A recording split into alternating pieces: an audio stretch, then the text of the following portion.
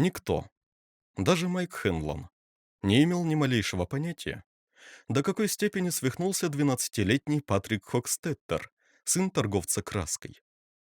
Его мать, добрая католичка, умерла в 1962 году, через 4 года после того, как Патрика пожирало зло, существовавшее в Дерри и под ним.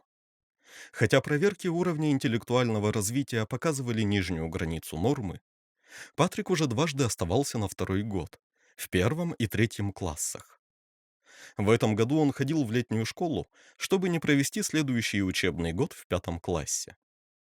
Учителя считали его безразличным учеником, о чем некоторые и писали в табелях начальной школы Дерри на 6 строчках, которые отводились для комментариев учителя, и с нарушением психики, о чем не написал ни один. Слишком неопределенными были их ощущения, слишком расплывчатыми, чтобы выразить их даже на 60 строчках, а не на 6. Если бы он родился 10 годами позже, школьный консультант по обучению отправил бы его к детскому психологу, который сумел бы, а может и не сумел. Патрик был гораздо умнее, чем показывали результаты проверки уровня интеллектуального развития. Распознать пугающие глубины, которые скрывались за этим обрюзгшим и бледным круглым лицом. Он был социопатом и, возможно, к жаркому июлю 1958 года стал полноценным психопатом. Он не мог вспомнить время, когда считал других людей, чего там, любых живых существ, настоящими. Он твердо верил, что существует только он сам, возможно, один единственный во всей Вселенной. И это, безусловно, доказывало его реальность. Он не понимал, что такое чувство боли, не понимал, когда ему причиняют боль. Характерный пример — полное безразличие к тому, что Генри ударил его на свалке. Но пусть он находил реальность совершенно бессмысленным понятием, концепцию правил Патрик понимал прекрасно. И даже если все учителя находили его странным, и мисс Дуглас, его учительница в 5 классе, и мисс Уимс, которая учила Патрика в 3 классе, знали о пенале с дохлыми мухами, в определенном смысле понимали, к каким это может привести последствиям. Но у каждой было от 20 до 28 учеников, и у всех находились какие-то заморочки. Ни у одного с ним не возникало дисциплинарных проблем. Он мог сдать совершенно пустой лист с контрольной работой. Или пустой, за исключением одного большого красивого вопросительного знака. И мисс Дуглас выяснила, что лучше держать Патрика подальше от девочек из-за его шаловливых ручонок. Но на уроках он вел себя тихо. Так тихо, что иной раз ничем не отличался от большого куска глины, который вылепили в форме мальчика. Не замечать Патрика не составляло труда. Учился он плохо, но никому не доставлял хлопот, в отличие, скажем, от Генри Бауэрса и Виктора Крисса, наглых, активно мешающих учебному процессу мальчишек, которые отнимали деньги у малышни или портили школьную собственность, если предоставлялась такая возможность. И девочек, как та, которую крайне неудачно назвали Элизабет Тейлор. Она страдала эпилепсией, голова у нее работала только от случая к случаю, и ее приходилось останавливать, когда на школьной площадке она задирала юбку, чтобы похвастаться новыми трусиками. Другими словами, в начальной школе Дерри учились дети с самыми разными странностями, и в этом водовороте даже Пеннивайз мог остаться незамеченным. Но, разумеется, никто из учителей Патрика, само собой и его родители, понятия не имели о том, что 5-летний Патрик убил своего брата-младенца Эйвери. Когда мать вернулась из больницы с Эйвери, Патрику это не понравилось. Его не волновало. Так, во всяком случае, поначалу сказал он себе. Сколько будет детей у его родителей? 2, 5 или 5 десятков? При условии, что этот ребенок или дети не изменят его жизненный уклад. Но он обнаружил, что Эйвери изменил. Еду подавали поздно. Ночью младенец плакал и будил его. Родители постоянно толкались около детской кроватки, и очень часто, когда он хотел привлечь их внимание к себе, ему это не удавалось.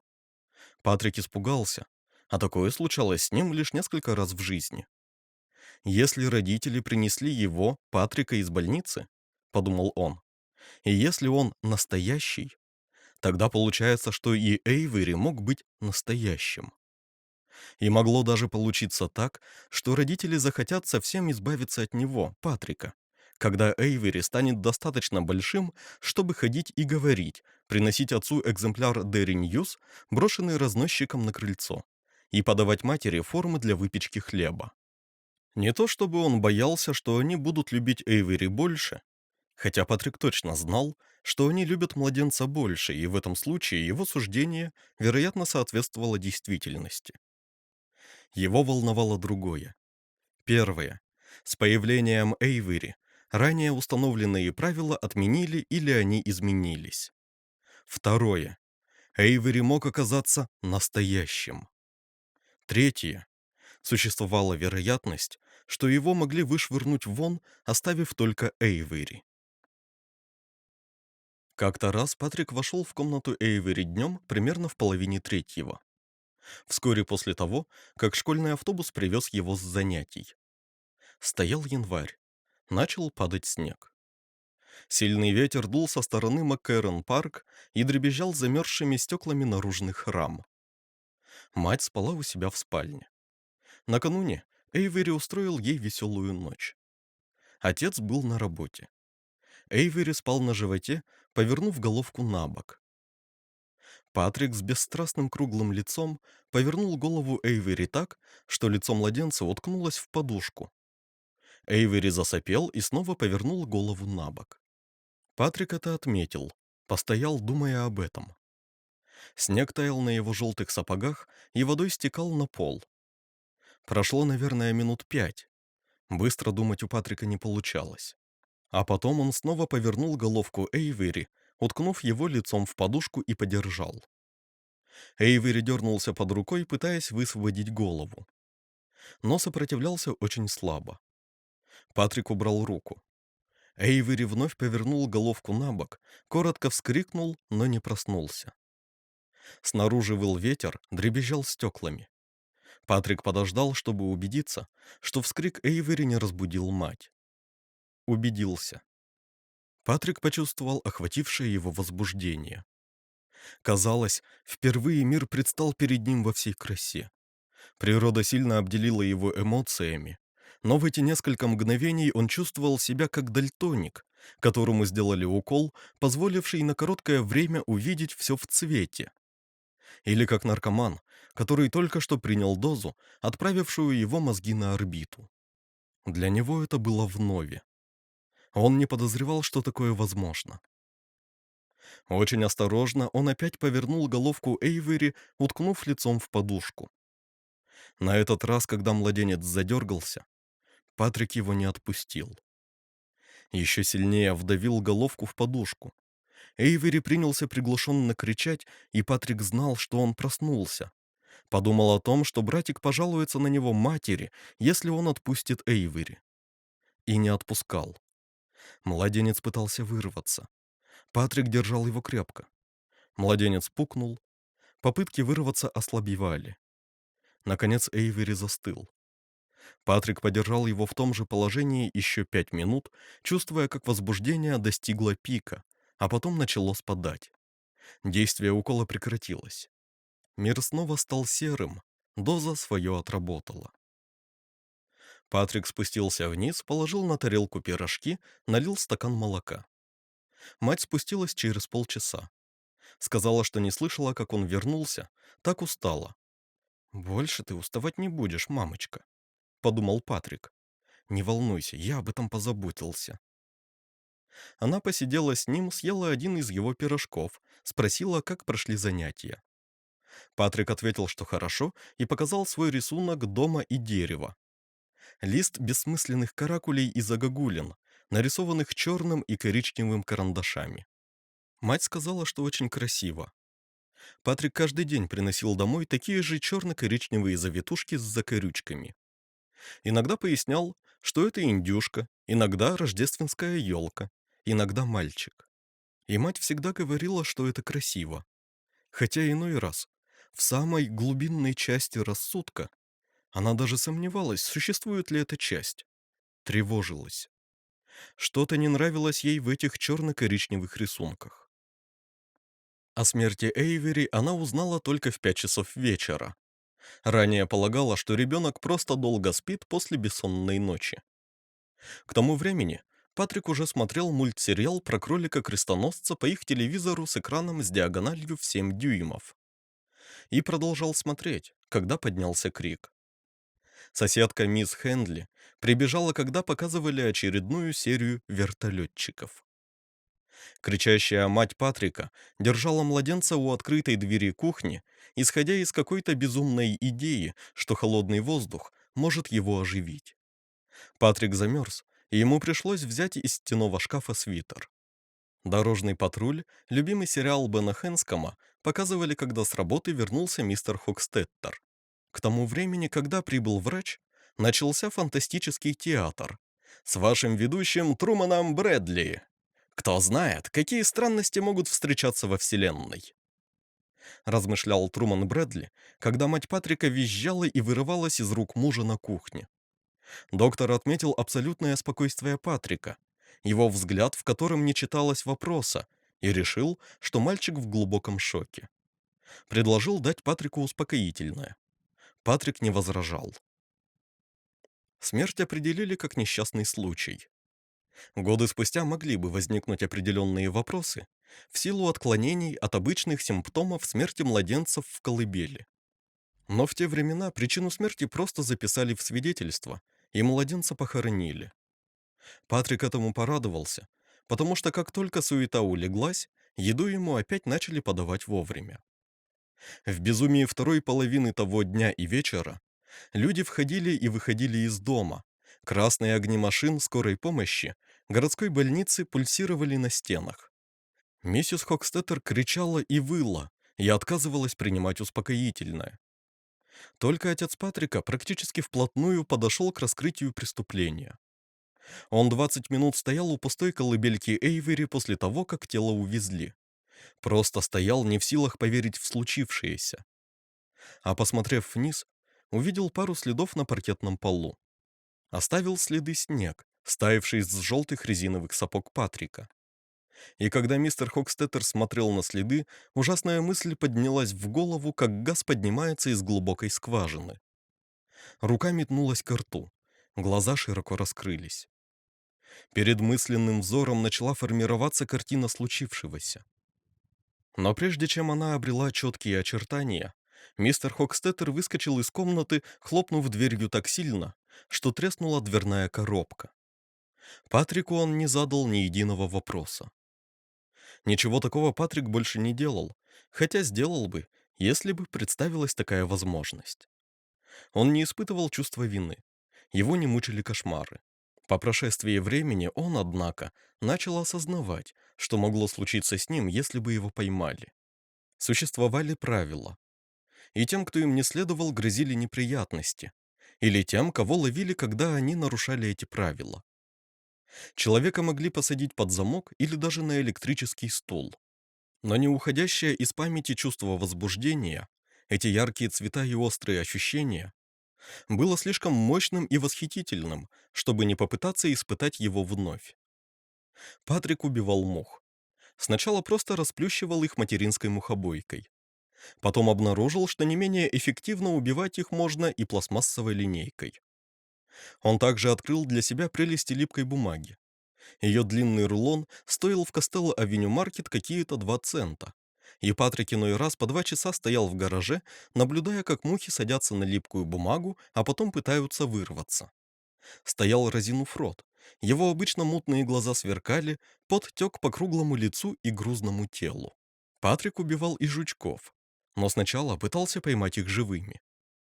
Иногда он утаскивал длинную иглу из материнской подушечки для шитья, нанизывал на нее японского жука, садился, скрестив ноги на землю в саду и наблюдал, как тот умирает. И в такие моменты выражением лица напоминал мальчика, читающего очень хорошую книгу.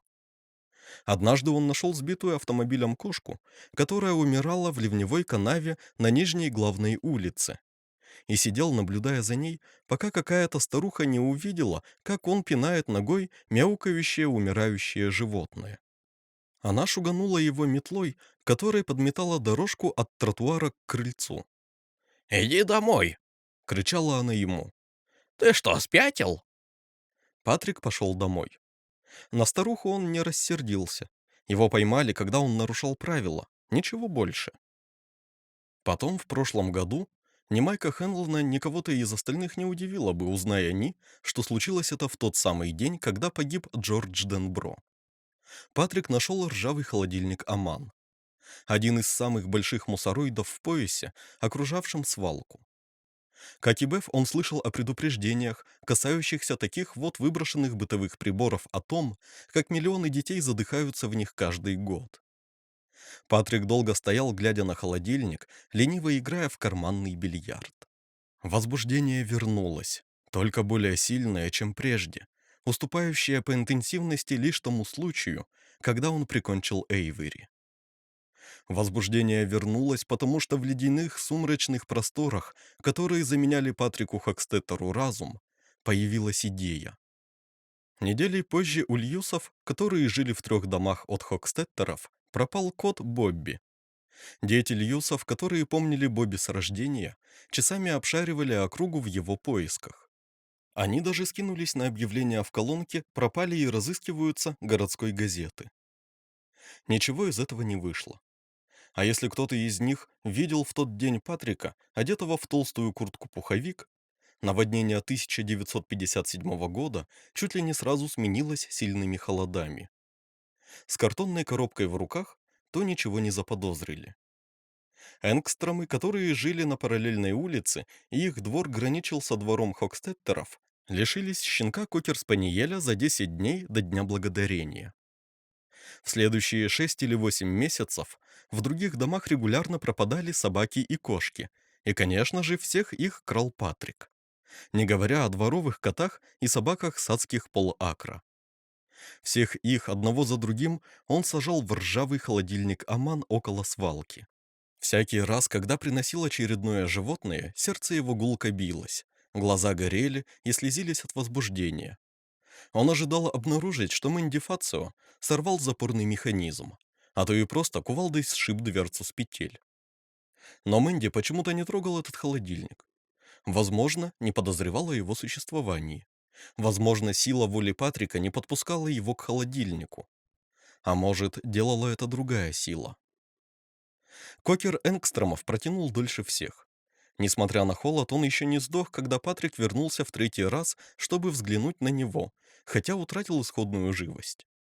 Он вилял хвостом и лизал Патрику руки, когда тот достал его из коробки и посадил в холодильник. Когда Патрик вернулся в 1-й раз на следующий день, щенок чуть не вырвался на свободу. Патрику пришлось бежать за ним через всю свалку, пока не удалось в прыжке схватить за заднюю лапу. Щенок кусал Патрика острыми маленькими зубами, но Патрик, не обращая на это внимания, отнес щенка к холодильнику и вновь посадил туда. При этом у него встал член. Такое случалось и раньше. При 2-м визите щенок снова попытался вырваться, но двигался слишком уж медленно. Патрик вернул его в холодильник, с силой захлопнул ржавую дверцу и привалился к ней спиной. Он слышал, как щенок скребется внутри. Слышал его подвывание. «Хороший песик», — прошептал Патрик Хокстеттер. Он стоял с закрытыми глазами, учащенно дыша. «Очень хороший песик». На следующий день, когда открылась дверца, щенок смог только повернуть глаза в сторону Патрика. Днем позже Патрик нашел Кокера мертвым. Вокруг пасти застыла пена. Морда Кокера напоминала ему кокосовый леденец на палочке, и он хохотал, доставая окоченевшее тельце из камеры морилки и выбрасывая в кусты. В это лето число жертв, Патрик думал о них, если такие мысли приходили ему в голову, как о подопытных животных, уменьшилось. Патрик не только считал себя настоящим, но и обладал хорошо развитым инстинктом самосохранения и обостренной интуицией. Он почувствовал, что его подозревают. Насчет того, кто именно, уверенности у него не было. Мистер Энгстром? Возможно. В один весенний день мистер Энгстром обернулся и долго смотрел на Патрика в магазине A&P. Мастер Энгстром покупал сигареты, а Патрика послали за хлебом. Мисс Джозефс? Возможно. Она иногда сидела у окна гостиной с подзорной трубой, и, по словам миссис Хокстеттер, постоянно совала нос в чужие дела. Мистер Джакубуа с наклейкой Общества защиты животных на заднем бампере автомобиля. Мистер Нелл? Кто-то еще? Точно Патрик не знал, но интуиция подсказывала, что он под подозрением. А с интуицией он никогда не спорил. Он поймал нескольких бродячих животных на адских полакра, причем выбирал только тощих и больных, и этим ограничился. Однако он обнаружил, что холодильник около свалки обрел над ним странную власть. Когда в школе ему становилось скучно, Патрик его рисовал. Иногда холодильник снился ему. В этих снах высота Аманы достигала 70 футов, и холодильник сверкал белой эмалью, превращался в величественный саркофаг, залитый ледяным лунным светом. В этих снах гигантская дверь открывалась, и он видел огромные глаза, которые смотрели на него из холодильника. Патрик просыпался в холодном поту, но все равно не мог полностью отказаться от тех радостей, что дарил ему визит к холодильнику. Сегодня он наконец-то выяснил, кто его подозревал. Бауэрс. Узнав, что Генри Бауэрсу известен секрет его камеры-морилки, Патрик почти что впал в панику, во всяком случае, насколько мог, подошел к этому состоянию. По правде говоря, не очень-то близко, но все равно находил это не страх, а внутреннее беспокойство, давящим и неприятным. Генри знал. Знал, что Патрик иногда нарушает правила. Его последней жертвой стал голубь, которого 2 днями раньше он нашел на Джексон-стрит. После удара об автомобиль голубь не мог летать. Патрик пошел домой, взял в гараже свою картонную коробку, посадил в нее голубя. Голубь несколько раз клюнул Патрика в руку, оставив неглубокие кровавые ранки. Патрик не обращал на это внимания. Когда на следующий день проверил холодильник, голубь уже сдох. Но трупик Патрик не выбросил. Теперь же, после угрозы Генри вывести его на чистую воду, Патрик решил сразу же избавиться от голубя. Подумал даже о том, чтобы принести ведро воды и тряпки, чтобы оттереть холодильную камеру. Пахло в ней не очень. Если бы Генри рассказал, и мистер Нелл пришел проверить его слова, он бы понял, что кто-то, если на то пошло не единожды, там умер.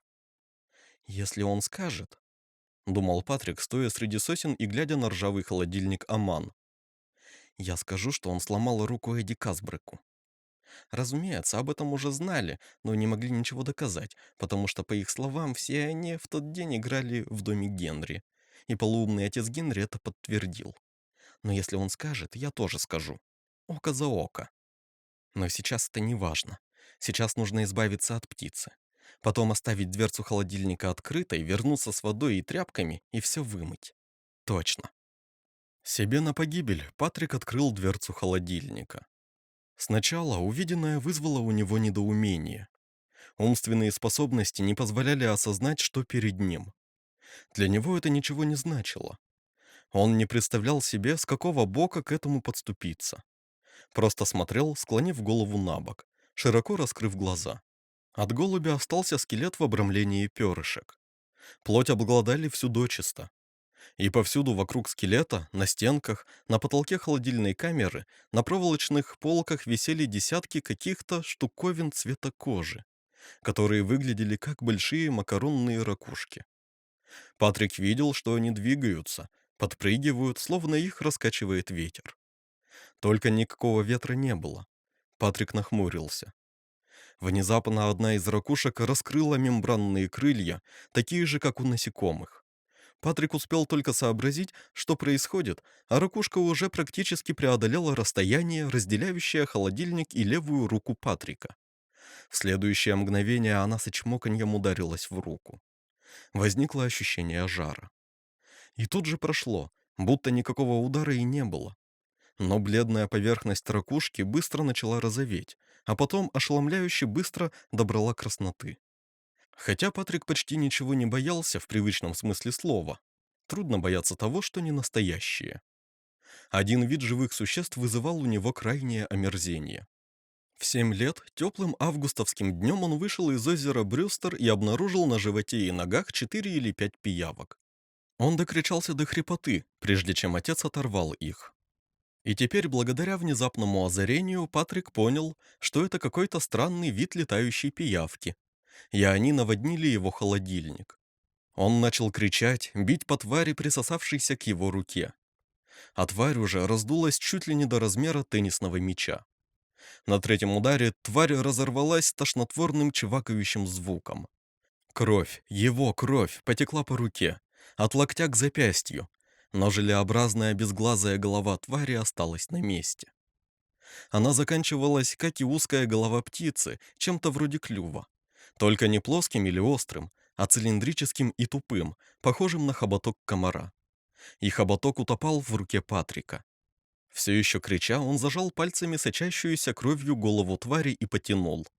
Хоботок вышел легко, а следом хлынул поток крови, смешанный с какой-то желтовато-белой жидкостью, похожей на гной. В руке осталась дыра размером с 10-центовую монету. А тварь, даже разорванная напополам, продолжала извиваться и двигаться в его пальцах, стремясь вонзить в них хоботок. Патрик отбросил тварь, повернулся, и новые ракушки вылетели из холодильника, атаковав его, когда он пытался найти ручку дверцы и закрыть. Они вцепились ему в кисти, руки, шею. Одна присосалась к лбу. Подняв руку, чтобы сшибить ее, Патрик увидел на кисти 4 твари, все мелко подрагивали, становясь сначала розовыми, а потом красными. Никакой боли он не чувствовал, лишь ощущал, как из него выпивают кровь.